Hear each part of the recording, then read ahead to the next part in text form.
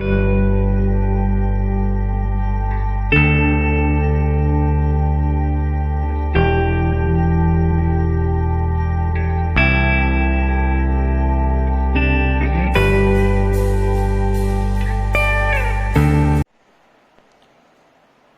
कट्टा या यूट्यूब चॅनलवरती सर्व विद्यार्थ्यांचं सहर्ष स्वागत आहे. आपण आज बघणार आहोत पेज नंबर 61 वरील example number 9. Sun and Moon are partners in partnership firm sharing profits and losses equally. ते इक्वली सर्व प्रॉफिट आणि लॉस म्हणजे समान प्रमाणात वाटणार आहेत. You are required to give effects of adjustments with the help of following information. आपण ज्या ॲडजस्टमेंट्स आहेत त्या पहिले वाचून घेऊयात आणि त्याप्रमाणे टिक करून घेऊयात आपण. तर यामध्ये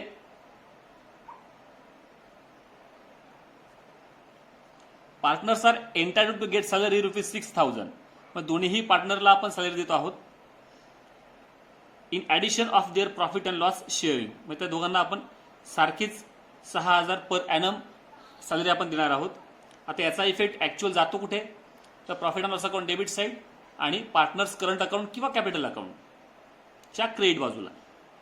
डेप्रेसिएट land and building, furniture and machinery. म्हणजे लँड अँड बिल्डिंग पण आहे, फर्निचर पण आहे आणि मशिनरी पण आहे. तिघांना आपण टिक करून घेतलेला आहे. नंतर इंटरेस्ट ऑन कॅपिटल म्हणजे कॅपिटलला आपण एक टिक करून घेऊयात. Closing stock. Then wages include ₹1,000 as a advance given to workers. म्हणजे आपण प्रीपेड केले आहेत. वेजेसला पण एक टिक करून घेऊयात. Then interest due but not paid. आता याचं कुठेही ते संदर्भ येत नाही, आपण डायरेक्टली त्याला पोस्टिंग करणार आहोत. And then total net profit amounted to rupees. म्हणजेच नेट प्रॉफिट दिला आहे आपल्याला. इथे ते सांगितलेलं काय आहे, म्हणजे प्रॉफिट अँड लॉस अकाउंट तयार करण्याची आवश्यकता अजिबात नाही. बरोबर. म्हणजे ह्या ठिकाणी आपल्याला त्यांनी डायरेक्टली नेट प्रॉफिट काढून दिलं असल्या कारणाने आपल्याला नेट प्रॉफिट करण्याची आवश्यकता नाही. ते पुढे म्हणतायत you are required to prepare balance sheet and partners current account only. म्हणजे फक्त पार्टनर्स करंट अकाउंट तयार करायचं आहे आणि बॅलन्स शीट आपल्याला तयार करायचं आहे. मी काही गोष्टी आधी लिहून ठेवलेल्या आहेत. त्या म्हणजे काय, करंट अकाउंटचा बॅलन्स, मूनचा डेबिटचा बॅलन्स आहे, मी तो लिहून घेतलाय. मूनचा बॅलन्स जो आहे ₹4,000. नंतर करंट अकाउंटचा सनचा बॅलन्स आहे ₹6,000. तोही मी क्रेडिट बाजूचा बॅलन्स आहे असल्यामुळे तो क्रेडिट लिहिलेला आहे. By balance brought down 6,000. म्हणजे ह्या ठिकाणी मी हे दोन बॅलन्स लिहून ठेवलेले आहेत. आणि प्लस दुसरी गोष्ट की बॅलन्स शीटच्या लायबिलिटी साईडला मी कॅपिटलही पार्टनर्सचं लिहून ठेवलेलं आहे. पार्टनर्सचं कॅपिटल लिहून ठेवलेलं आहे. तर एवढ्या गोष्टी यामध्ये आपण केलेल्या आहेत. तर आता आपण ॲडजस्टमेंट्स प्रथम सोडून घेऊयात. तर सुरुवात करूयात.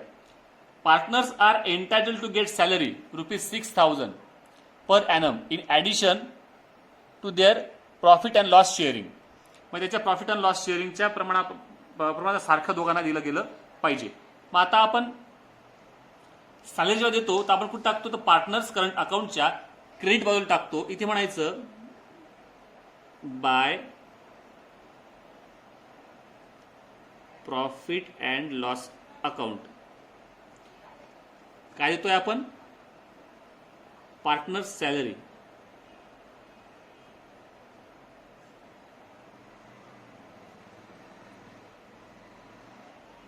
₹6,000. याचा दुसरा इफेक्ट आपण जर आपण प्रॉफिट अँड लॉस अकाउंट तयार केलं असतं तर तिथे आपण दिला असता. पुढे आहे depreciation on land and building, furniture and machinery. आपण तिन्ही आयटम पहिले लिहून घेऊयात. तिन्ही आपले ॲसेट आहेत.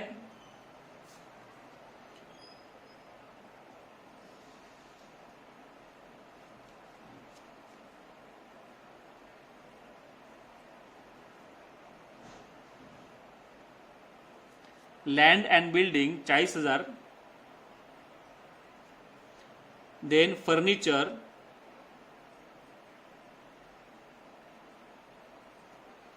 फर्निचर 18,000. देन मशिनरी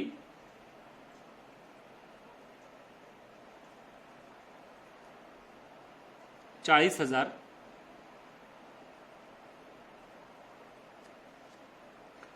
आता यांच्यावर डिप्रिसिएशन काढायचं आहे, ते पाहूयात कसं आहे.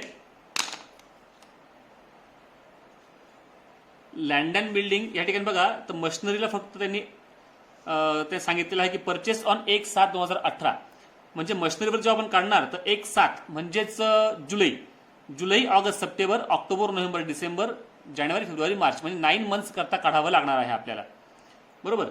बाकीचं आपल्याला जे आहे दिलेल्या टक्केवारीनुसार नेहमीप्रमाणे आपण काढणार आहोत. ओके, तर प्रथम लँड अँड बिल्डिंग 40,000, त्याच्यावरती आहे 10%. मग इथे म्हणा less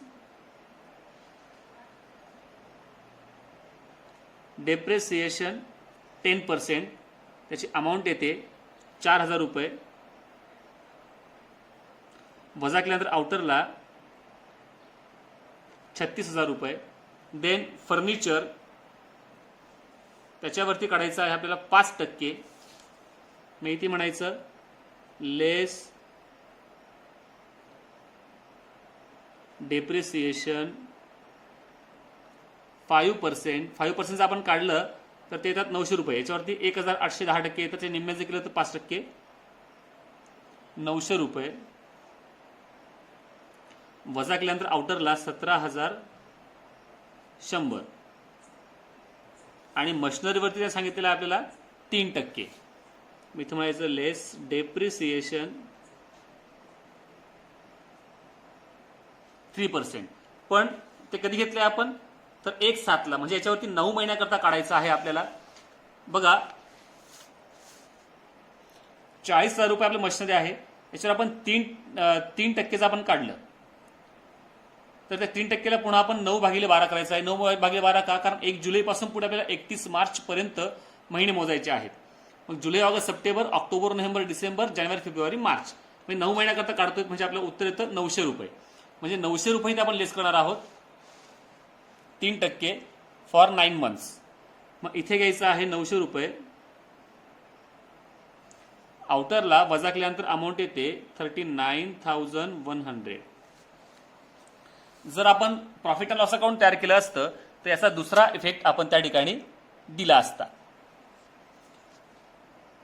than interest on capital 5% per annum.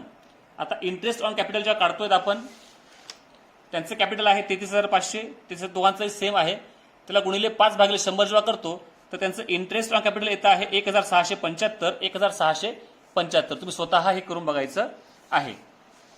मग इंटरेस्ट ऑन कॅपिटलचा एक इफेक्ट आपला जातो प्रॉफिट अँड लॉस अकाउंटच्या डेबिटला, आणि दुसरा इफेक्ट आपण नेहमी देतो पार्टनर्स करंट अकाउंटच्या क्रेडिटला.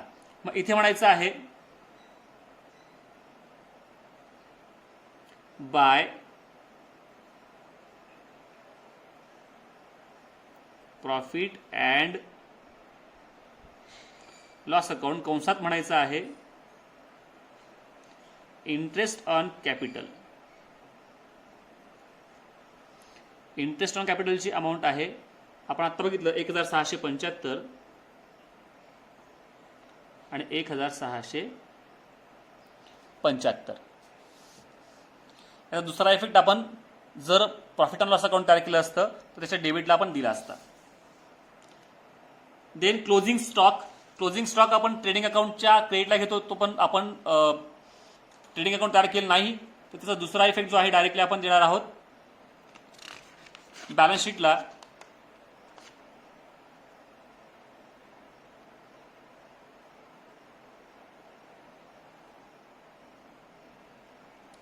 क्लोजिंग स्टॉकची अमाऊंट आहे 60,743.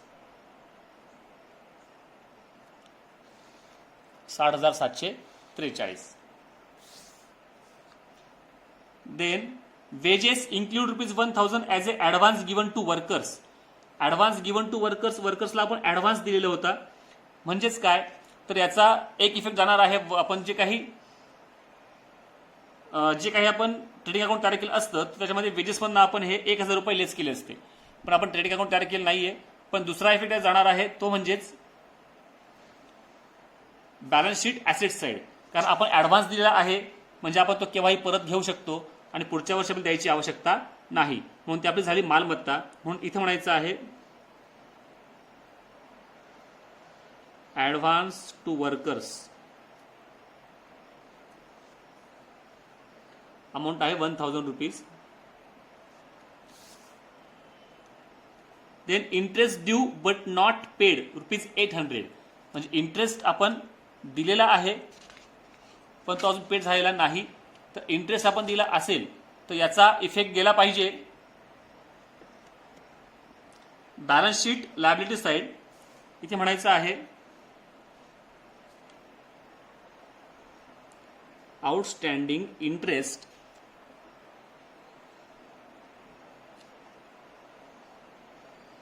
₹800. Total net profit amounted to ₹38,113. म्हणजे आता हा जो काही नेट प्रॉफिट आहे याचे आपल्याला 2 भाग करायचे आहेत, कारण आपल्याला इक्वली नेट प्रॉफिट वाटायचा असल्या कारणाने याचे आपण 2 भाग करणार आहोत. म्हणून इथं वर्किंग नोट केली बघा. एकूण नेट प्रॉफिट आहे 38,113 भागिले 2, म्हणजे त्याचं उत्तर येतं 19,056.5. म्हणजे एका व्यक्तीला आपण देणार आहोत त्याच्यापैकी 19,056 आणि एकाला देणार आहोत आपण 19,057. म्हणजे असं आपल्याला त्याचं डिस्ट्रीब्युशन करावं लागणार आहे. नेट प्रॉफिट जो आहे तो आपण त्याचं ट्रान्सफर करतो करंट अकाउंटच्या क्रेडिट साईडला. मग इथे म्हणायचं bye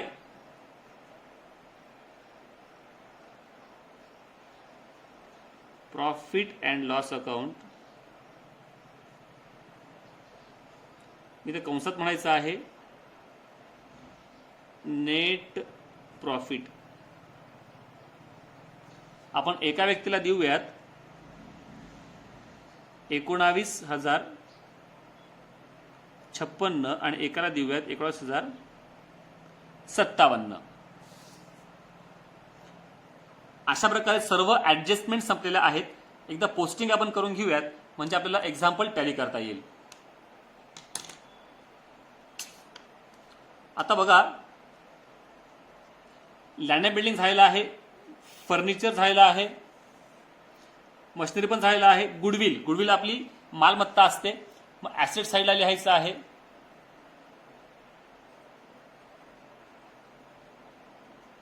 goodwill 2,000 rupees. Then wedges पण झालेला आहे. करंट अकाउंट आपण घेतलेला आहे बॅलन्स मूनचा. 8% डिबेंचर, तर हे सुद्धा आपण घेतो ऍसेटलाच. डिबेंचर आपली मालमत्ता असते. मग इथे म्हणायचं 8% डिबेंचर्स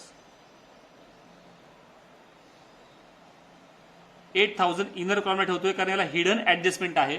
म्हणजे काय बघा, त्यांनी पुढे म्हटलंय कधी परचेस केला आपण 1/10/2018 परचेस केलंय. म्हणजे आपल्याला 6 महिन्याकरता याच्यावरती व्याज काढावं लागणार आहे.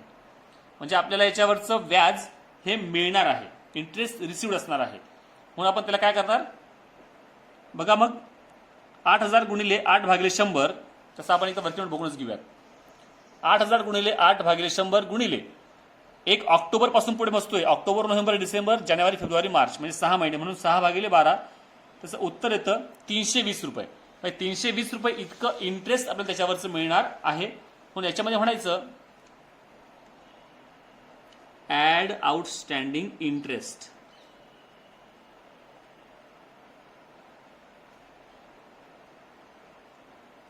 ₹320 आउटरला 8,320 रुपये. नंतर provident fund investment. Provident fund investment असेल तर आपली ऍसेट आहे. मग ऍसेटलाच लिहा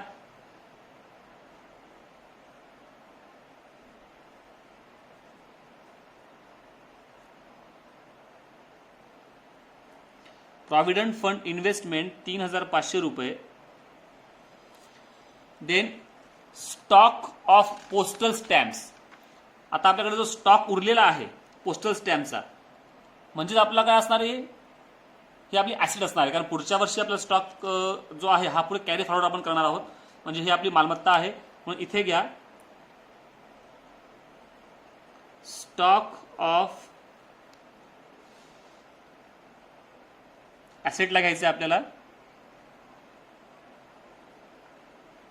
stock of postal stamp 500 rupees. Debit बाजूचे सर्व आयटम संपलेले आहेत. कॅपिटल आपण ऑलरेडी घेतलेला आहे. करंट अकाउंट सनचा बॅलन्स आपण घेतलेला आहे. सन्ड्री क्रेडिटर्स 25,000 आपली लायबिलिटी आहे, म्हणून इथे घ्या.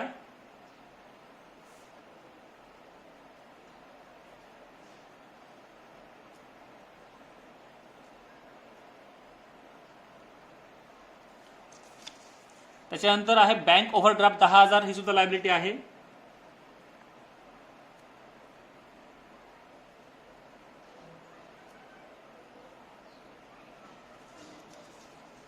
त्यानंतर रिझर्व्ह फंड सुद्धा लायबिलिटी आहे.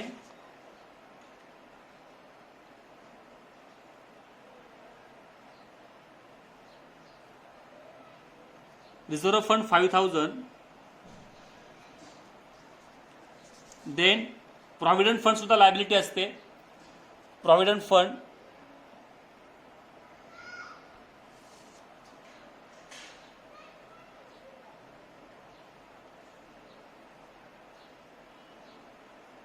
Provident fund 5,000. आता अशा प्रकारे सर्व पोस्टिंग झालेलं आहे, कुठलाही एकही आयटम बाकी नाही. तर आपण एकदा एक्झाम्पल चेक करून घेऊयात आणि आपण एक्झाम्पलला टॅली करायला सुरुवात करूयात. प्रथम करंट अकाउंटचा बॅलन्स आपण बघूयात. करंट अकाउंटच्या क्रेडिट साईडची बेरीज मूनची येते आहे 26,732 आणि सनची येते आहे 32,731. आता यानंतर क्रेडिटच्या मूनच्या बॅलन्समधून डेबिटचा बॅलन्स वजा केल्यानंतर म्हणजे 26,732 मधून आपण 4,000 रुपये वजा केल्यानंतर उत्तर येतं 22,732 आणि इकडे 32,731 इथे काहीच नसल्यामुळे संपूर्ण बॅलन्स आपल्याला इकडे ओढावा लागणार आहे. मग इथे म्हणायचं आहे 32,731. हा बॅलन्स शोधण्याकरता आपण करंट अकाउंट तयार केलं होतं आणि हाच बॅलन्स आपण आता बॅलन्स शीटला आपण ट्रान्सफर करणार आहोत. आता दोन्ही बाजूंची बेरीज सारखी येईल, लिहून टाकायची आहे 32,731 आणि 26,732. आता हा जो बॅलन्स शोधला आहे आपण हा टाकूयात. आपण इथं बघा करंट अकाउंटचा आपण इथं करून ठेवलं होतं ऑलरेडी. त्या करंट अकाउंटमध्ये आपल्याला हा बॅलन्स काय करायचा आहे, ऍड करायचा आहे. तर इथे घ्या करंट अकाउंट सनचा बॅलन्स आपण काढलेला आहे 32,731 आणि मूनचा आपण काढला आहे 22,732. दोन्हींची बेरीज आउटरला येते 55,463 आणि आता आपलं बॅलन्स शीट हे टॅली झालं पाहिजे. क्रेडिट बाजूची बेरीज येते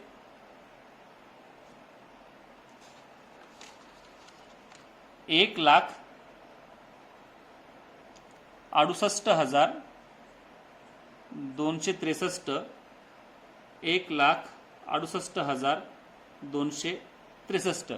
मी आधी स्वतः ह्या एक्झाम्पल सॉल्व्ह करून पाहिले असल्यामुळे मला बेरीज माहिती आहे आणि बेरीज मी स्वतः करून बघितलेली आहे. तुम्हीही स्वतः प्रयत्न करून बघायचा आहे आणि मगच बेरीज ओढायची आहे. डायरेक्टली कोणीही प्रयत्न करू नये. वाटल्यास त्या ठिकाणी व्हिडिओ पॉज करून घ्यायचा आणि मग आपण बेरीज आपण व्यवस्थित बघू शकतो. एक्झाम्पल आपलं टॅली झालेलं आहे. एकदा फक्त आपण त्याच्यावरती नजर टाकूयात. प्रथम करंट अकाउंट, नंतर बॅलन्स शीट,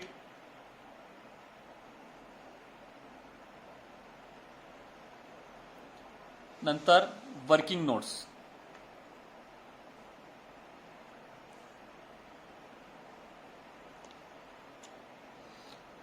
अशा प्रकारे आपलं हे एक्झाम्पल पूर्ण झालेलं आहे. विद्यार्थ्यांनी हे एक्झाम्पल स्वतः सोडून बघायचं आहे. धन्यवाद.